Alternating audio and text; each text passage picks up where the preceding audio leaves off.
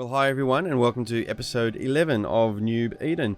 Can I just say how incredibly grateful and thankful I am for the overwhelmingly positive support that the channel has been receiving so far. And what especially excites me is that even though the content is designed for new players to EVE Online, there's clearly a number of experienced players that are watching the channel, and they are also adding new ideas or additional ideas or expanding upon things that I might have highlighted in a video. So that's what today's episode is all about. I thought we've collected enough of these little things that are not big enough for an episode on their own, but if we take some of them, we can do a minute or two on them. So that's what today is. It's kind of like we're going to take all of those ideas, some of the questions that have been asked, and we're going to mush them all together into an episode that we're going to call Noob Eden Tips and Tricks.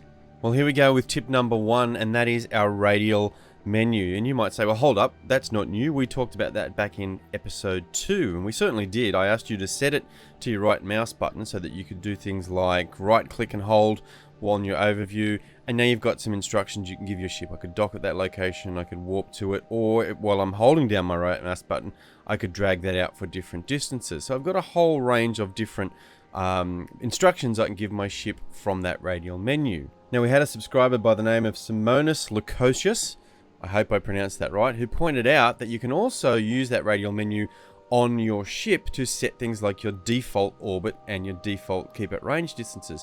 So if I put my cursor over my ship and use my radial menu, now my radial menu has different options. Stop the ship, open my cargo hold. I can set my default keep at range distance by dragging that out, or set my default orbit distance. So a nice quick way, particularly in the middle of a battle, if you need to change it, because remember before we set it over here, we right clicked, we set default, we had to type it in.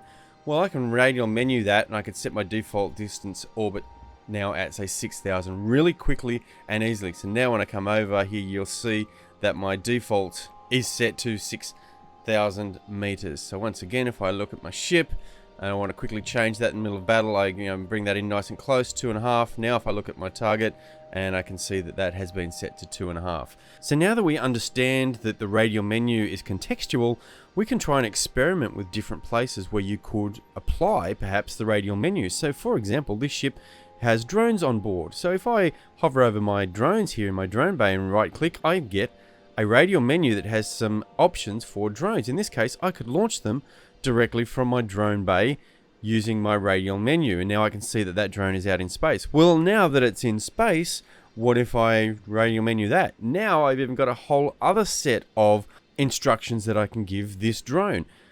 I could lock it up, for example. I could keep it range as if it was a target, but if I hover over plus, I've got some drone specific instructions here.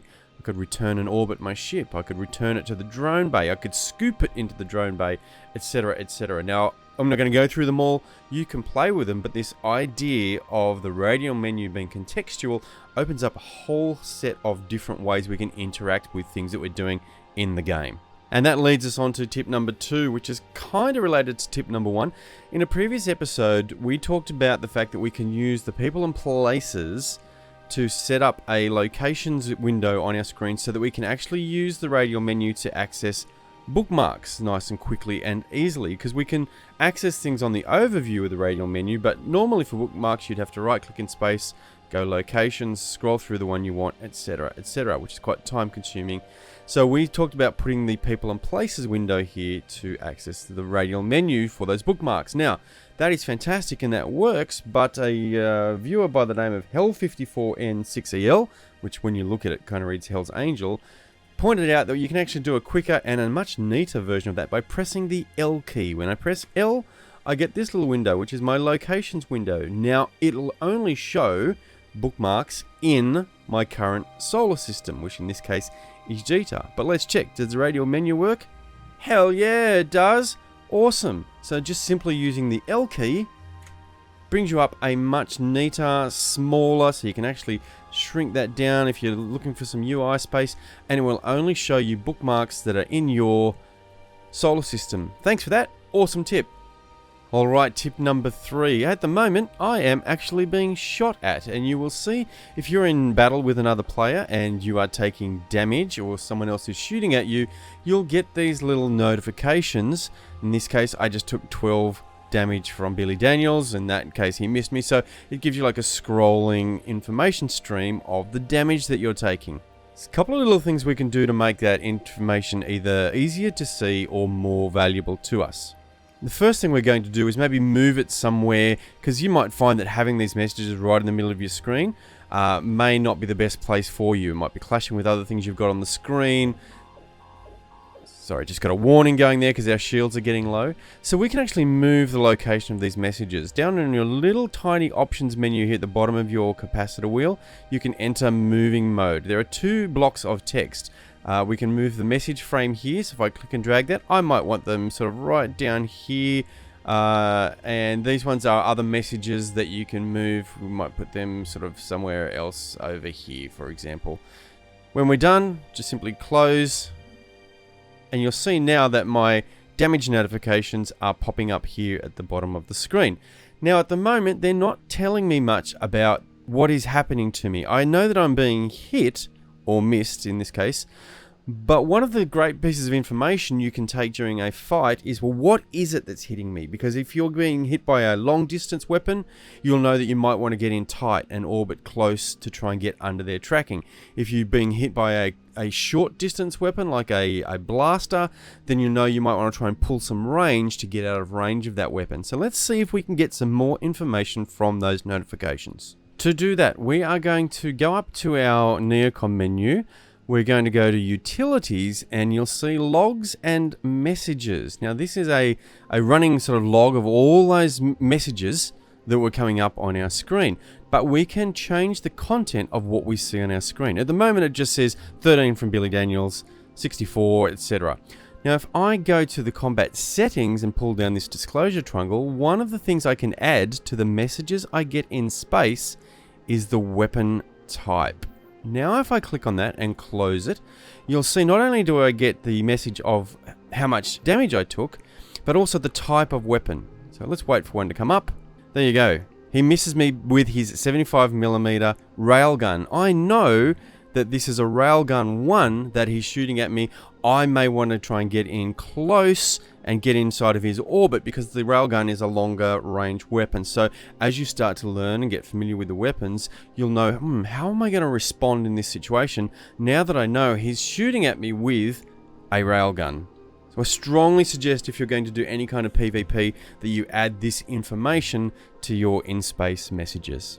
Tip number 4, and I think it's fair to say things are not going all that well for young Noob Eden in this little PvP encounter. She now has 2 pilots who are aggressing her. One has her in has her webified, which is this glowing sphere, which is slowing her velocity, and the other is this warp scramble beam, which is stopping her from warping off and escaping. Normally, in a normal frigate that would be the case. Now the Venture has some special powers, which we'll talk about in a moment. But assume we were just in a normal frigate, this warp scramble beam would prevent us from warping off. So that would mean our response, if we were in a position to fight back, would be to try and get rid of the ship that has us warp scrambled first of all, to give us a chance to escape. So how do I know which of these 2 ships is doing what? I can see down here above my capacitor wheel the icons. This one on the left is the warp scramble icon, the one on the right is webified. How do I know which ship I want to attack first to get rid of this one on the left, this warp scrambler? Well, it's as simple as hover over the icon and it will tell you. Pyro Ninja in the Atron has us warp scrambled. If I hover over this one, Billy Daniels in a Rapier has us webified. So in a response to this kind of PvP action, I would want to try and attack, first of all, Pyro Ninja in the Atron. I've got some drones, I would stick them on him. A real quick and easy shortcut to do that is I can actually lock him up from this icon. If I hold down Control and left click on the warp scramble icon, you'll see he's locked up, and now I can put my drones on him, try to fight him off, defeat him, get the warp scramble off, and then I could run away from this situation. Now I mentioned that the Venture has a very sort of special feature. If I have a look at the information for a warp scrambler module, you'll see here it says it has a warp scramble strength of 2. In other words, it has 2 points of scramming power. So that would be enough normally to prevent a frigate from escaping. But if I look at the information for my Venture, you'll see one of its traits is a 2+ bonus to warp core strength, which means it has 2 points of resistance to that warp scrambler. So in theory, that should mean that even though we are warp scrambled in this instance, I should still be able to escape. Let's try and head off to the hub. We are still being scrammed. Let's see if our warp core strength allows us to actually escape this engagement. Happy days. We are free from the danger. We've survived that attempt on us because of the inherent features of my little venture. And here we sit, safely back in Jita Station, having moonwalked straight out of that PvP encounter, thanks to the warp core strength of our little venture. And just a reminder before we move on, that ability to lock up a ship from the icon above the capacitor wheel can also be used on NPCs if you are doing PvE content. Let's move on. Now that we're tucked up in station, let's catch our breath for a little bit and look at a couple of things we can do in station. You should have in the top left corner this Search New Eden, which is like a generic search for anything you want to know about, any location, any characters. You can use this search bar. If it's not showing, you can toggle it on and off by clicking on this magnifying glass. Let's say, for example, you wanted to know about the Rapier, which was that ship that was just having us webified. I could type in Rapier, hit enter, and I'm going to get a search that is going to show me everything that has the word Rapier. Now it's going to show me characters, and you'll see they all have the name, word Rapier. Corporations that have the word Rapier in it. The ship, the blueprint, skins for the Rapiers, but this was the one I'm interested in, the Rapier, and I can take some information from there. So this generic search for anything you want to know about in New Eden, you can put into that search bar. And one thing you'll commonly want to search for are solar systems and stations where you have things, where you have your assets. You may want to move here from Jita, and we want to go maybe back to Dodixie because I know I've got some equipment or ships in my Dodixie station. Now I could type in Dodixie to set my flight plan to get there. So if I hit Dodixie, I'll do a search for that. I'll get all of these things, but I want the stations. Now the problem here is, what if I don't remember which one of these 3 stations my equipment is in? So how do I know which one to set as my destination? Now you could do that by right clicking and going set destination, but I don't know which one it is. So experienced EVE players do it slightly differently, and we utilize this Neocom button called your personal assets, because oftentimes you're moving to places where you have stuff. So if I hit my personal assets, I can see, if I hit the all items tab, I can sort by name or number of jumps, how close things are. In this case, I'm going to sort by name. I'm going to come down to Dodixie, and it tells me not only Dodixie, but the station. So now I can right click, set destination. My route is now set to show me my journey to Dodixie, but not just to Dodixie, but to the station that has all of my equipment in it. While we've got our personal assets window open, let's crack on to tip number 6 and take a look at some of the tabs within the personal assets, because there are some other options. We mentioned you can sort by the name of the system alphabetically. We also can sort by the number of jumps, so what's closest. I can see that my stuff in Kusta is 11 jumps away, Durapont 12 jumps away, Dodixie 13 jumps away. Now if I had a whole heap of these things open and there's a long list, I'm thinking, oh, and trust me, after you play for a few months and years, you will end up with long lists of stuff. That's really hard to navigate. This little icon here will collapse everything. It was actually quite a recent addition, and one of those small quality of life things that has made such a difference. So it just collapses all of these. You can also search by the number of items. You'll see I've got 21 items here, 15, 12, 8, so in decreasing order. Let's put that back to name. It's the one I tend to use most. You can also sort by regions. So I'm currently looking at the stuff. It'll just show me what's in Synclaison. What have I got in the Essence region, the Forge. You can narrow it down to constellations, and it will only show you constellations or regions where you actually have items. Same with Solar System, which is kind of a duplicate of using the all items sorted by systems, but if for some reason you want to flick through different solar systems, you can. What have we got in the current station? Check on my ships, modules, charges, etc. But this next one is one that does get used quite a lot, because as you start to collect gear and you're thinking, oh man, I know I've got that 1 meganewton afterburner one somewhere, but I can't remember what station it's in, I can search for that. So I could type and search for where is everything that's my afterburners, hit the search button and you'll see, okay, in Cooster I've got some, I've got one in Dodixie, and it will list what you've got in those locations. So searching for ships or modules is a really handy tool as you start to lose track of thousands and thousands of pieces of equipment that you have scattered all over the place. Lastly is safety. Not so much a new topic, but down the track you can have things that go into what we call asset safety. For example, if they were in a structure that got taken down, your assets will get moved into asset safety and you can access them from there. That's another video down the track. I think that was tip number 6. Tip number 7 is going to be a short little quickie. We accessed our personal assets from our Neocom bar on the left here. What if you don't have that on there? How do you add it? How do you customize this bar? Well, this is kind of customizable with things you can put on and off. So I'm going to, let's say I didn't want that there. I can right click and remove it from my Neocom bar. So down the track, if I found something I did want to put there, which is like my assets one, I can go within these categories. Each of these icons can be dragged onto it. So if I go down to my inventory, you'll see I have a personal assets button. If I click and drag that, I can now add it into a location onto my Neocom bar for quick permanent access. Now you might notice some items in your Neocom, like this little envelope here, can have a blinking animation behind them. That means there's something new. In this case, there's a new mail. So if I go over that, I can click on it, I can see it says there's a new mail received. It came from Billy Daniels and the message was, your button is blinking. Thanks Billy,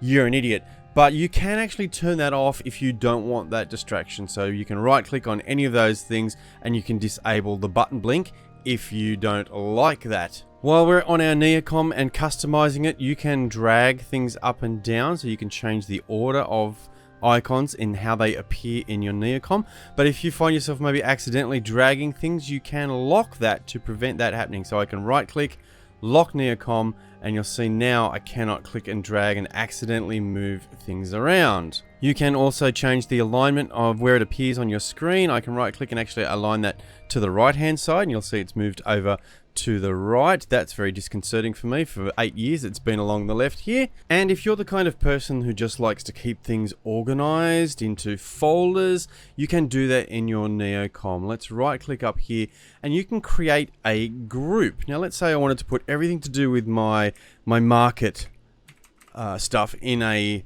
particular group. Let's call it MK for market. Hit confirm. You'll see now I've got a market group on my Neocom, and if I click it though, it's empty. Well, I can drag things into that relate to my market. So if I go up here, let's say my finance, I wanted to put in there my market orders, click and drag that onto my market folder.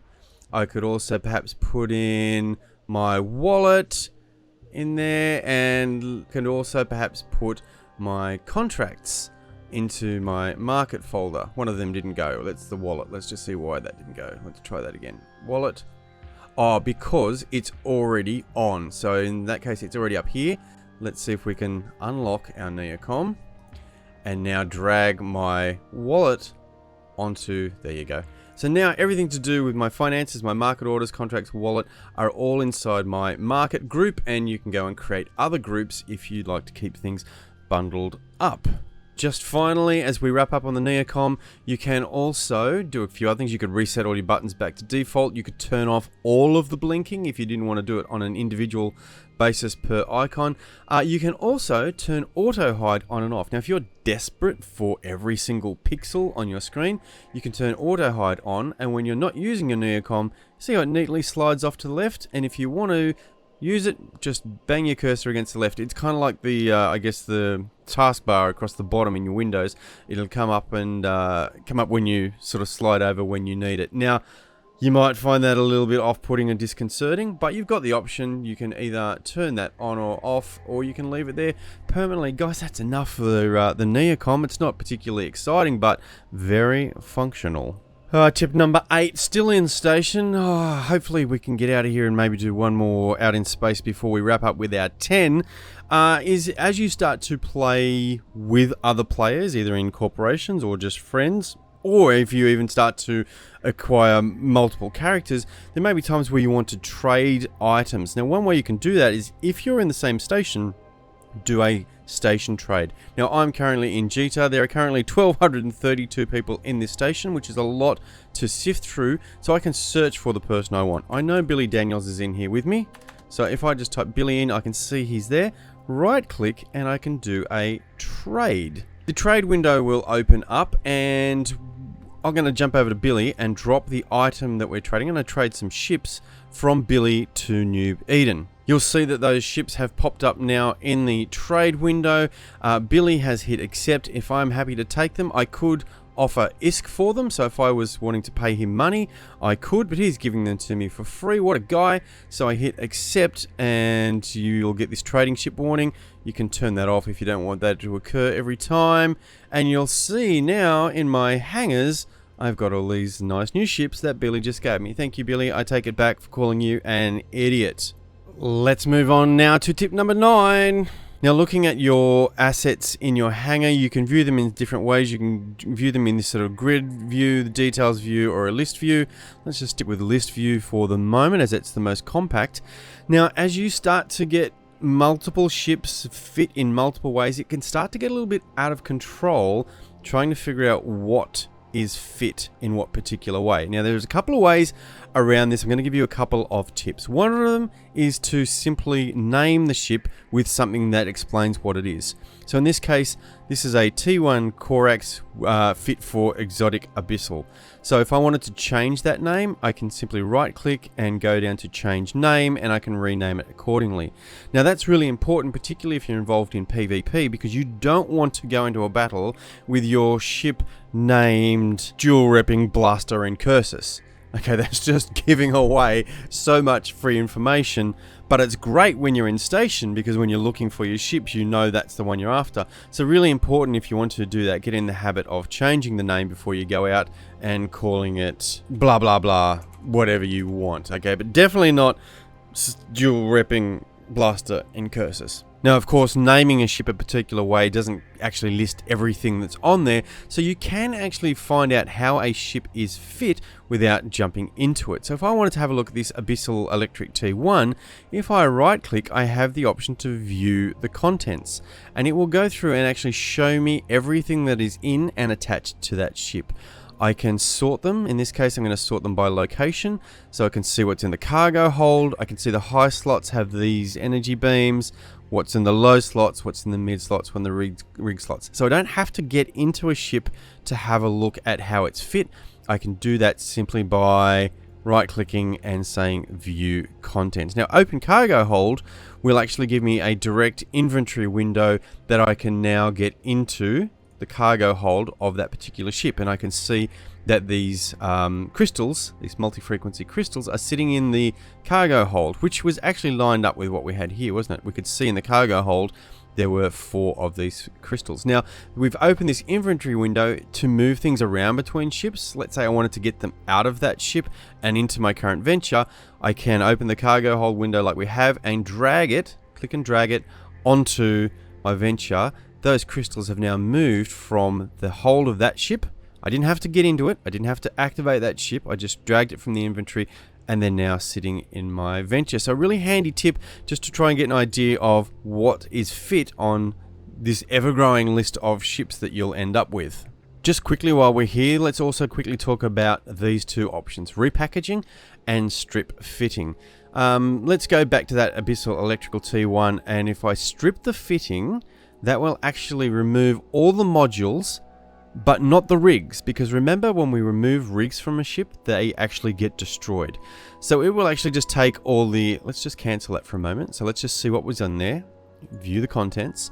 This is everything that is fit to that ship, and you'll see in the rig slots I've got these 3 items. So let's just check if I strip the fitting, so I don't want that fit anymore, and I hit yes.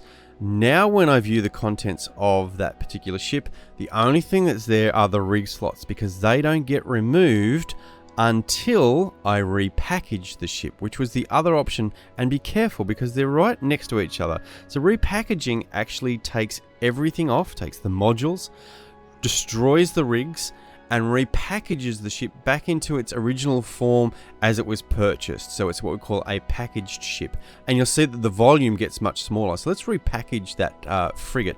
You'll see at the moment that the volume is 28,600 cubic meters. We've stripped the fitting, but now we're actually going to repackage that ship. We'll get a warning, and you may get a warning, here you go, about you'll lose the rigs. You can turn that off so you don't get it every time, but if you're a bit nervous, leave it and hit yes. We're going to repackage it, and you'll see now it goes back to, it's not called Abyssal Electrical anymore. It has no name, it's just back to a Punisher.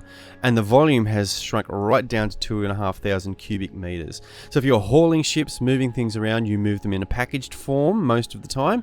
That is the difference between, we don't have that option now, but back to this other one, repackaging and stripping the fitting. Alright, I promised we would get back out into space before we finished up with the last of today's 10 tips and tricks, and a viewer by the name of Jim's Long Road asked about gate camps and what are some of your options if you come through a gate and you see that there's a number of bad guys there with bad intentions for you. Are you better to try and warp off to your destination or come back to the gate? What are your options? And we're going to talk about this thing called crashing the gate, because most of the time that's probably going to be your best chance of survival. By crashing the gate, we mean coming back to the gate you just come out of and trying to jump through it before you die. So let's jump through into Morazi, and we'll get to see, by the way, the fancy pants new jump animation in the latest patch, which I think looks fantastic.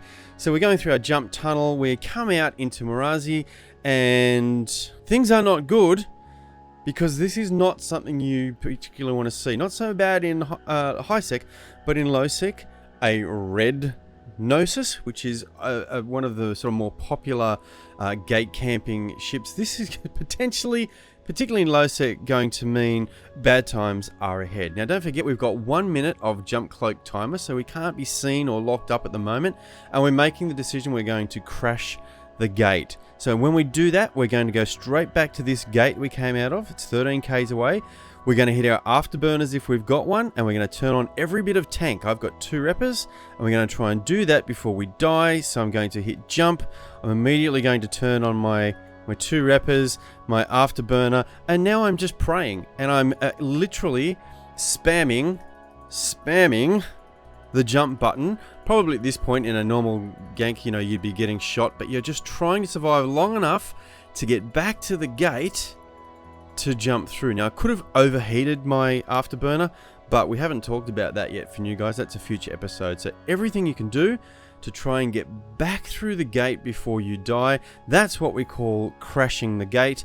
Guys, there's 10 tips for you. I've really enjoyed doing this. I hope you've learnt some stuff out of it. And please, if you're an experienced EVE player and you've got some further tips and tricks, please put them in the comments, because I'd like to do this regularly, maybe every few episodes. Just do a bit of another tips and tricks episode. Man, you guys are amazing. Like I said, thank you so much for all the positive support. Don't forget to subscribe and tell some of your new EVE friends about the channel. Good job. Well done.